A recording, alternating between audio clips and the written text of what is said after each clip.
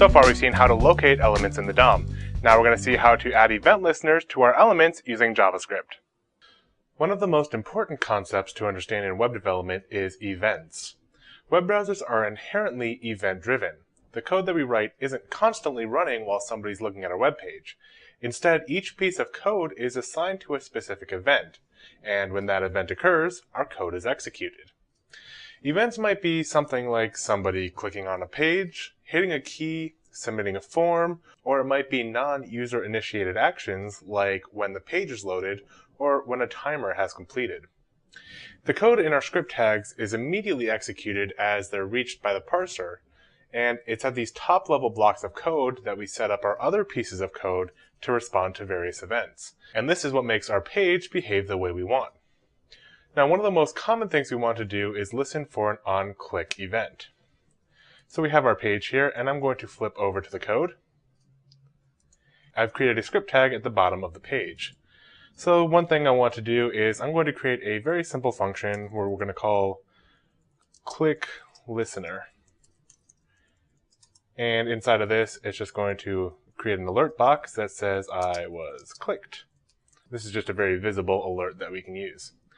So now we actually want to create an event that will trigger this click listener event. I don't want the alert to show when the page loads, but rather when I click the h1 tag. So this is going to be very easy for us to do in its simplest form. So we're just going to create a var called h1 so we can have our h1 variable. And we'll use our document.getElement by ID. And our h1 has the ID of headline. And so all we need to do is assign to our h1 element to the onClick property. Now when we assign a function to this property, like our click listener, whenever this element is click, the associated function will be called. Now notice here I'm not adding parentheses because I'm setting the onClick to be the function, not the invocation of the function. If I were to put parentheses here, our function would be immediately executed, and it would not set up as an event listener. So now anytime we click on our element with the ID of headline, we should get an alert saying I was clicked. So I'm just going to save this out and we will refresh. And so now if I click on the headline here, you can see we get an alert message that says I was clicked. Now if I click anywhere else on the page, which I'm doing right now, I don't get anything. But if I click on the h1, like right here, it says I was clicked. And notice since the h1 is a block level element, it actually takes up all the space across the page, not just what's in the hello world. So even if I click over here, we get the same message. Now using the onClick, onMouseOver, onDoubleClick, and other methods are a nice and straightforward way to set up event listeners, but they have a problem. We can't easily add two different click listeners to the same node, because the second one would just overwrite the original one. Instead, we should attach event listeners to nodes in a way that multiple listeners can be attached. Now the standard way of doing this is using the addEventListener method, which will set up something like this. So I'm going to keep my same click listener function, and I'm still going to grab my h1 element like I have before, but instead of using the onClick method, I'm going to use the addEventListener function. So I'm just going to type addEventListener. And to this, I pass the type of event I want to use. In this case, I'm going to do click. And notice this is not onClick, but just normal click. We don't have to prepend on to this. And then we pass the function. So I'm just going to pass click listener. And of course, I'm not adding parentheses to the end of that. So if we save this out and we refresh and we click on hello world, we can see I was clicked. So the advantage of this is if we have a second function called clickListener2, and we'll just change the message around here, we can now actually add multiple listeners to the same element. So I'm going to use the same h1.addEventListener, and I'm just going to pass the second function. So what happens here is if I refresh, I click, we see we get the I was clicked from our first listener, but then right after that we get our second event listener. So using the addEventListener allows us to add multiple listeners to the same method. Now there is a problem because Microsoft's way of doing this is actually a bit different. They use a method called attachEvent, and when we pass it the event type, it has to be prepended with on, so onClick instead of click. So let's look at how we could set up this code. So I'm going to remove our click listener 2 code right here. And so now we need to assign our event listener based on which method we have available.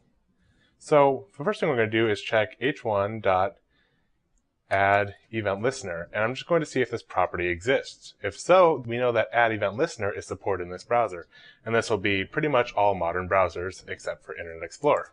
So we can just set that up, and we'll put the code in right here. And so now if we don't have addEventListener, we can do else if h1.attachEvent, and if this method exists, like it will in Internet Explorer, we can do h1.attachEvent, and here we have to do onClick instead of just click, and we can pass our click listener here.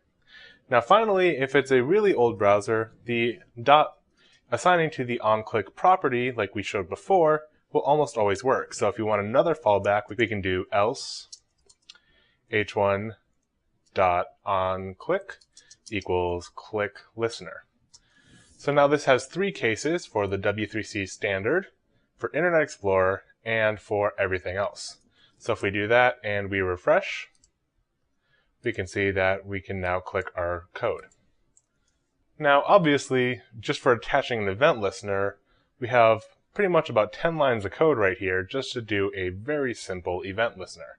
So it makes sense for us to create a function to abstract this away from us. So I'm going to actually clear out all this code, and let's paste in a function and see how this works. Now this function is much like our code before, it's just everything's abstracted away into arguments of the function. So we'll call bind, and we'll pass an HTML element, the name of the event, and the callback function. So we do our normal check if there's addEventListener.